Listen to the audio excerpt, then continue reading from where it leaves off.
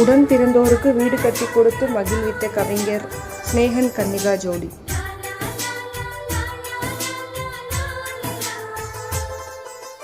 எங்கள் சொந்தம் பார்த்தாலே சொர்க்கம் சொத்தி போகுமே, எங்கள் வீட்டில் பூத்தாலே பூவின் நாயுள் கூடுமே.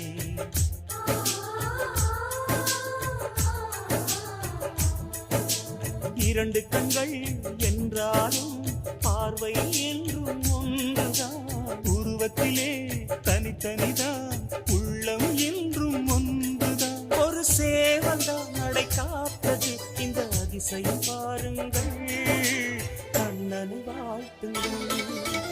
எங்கள்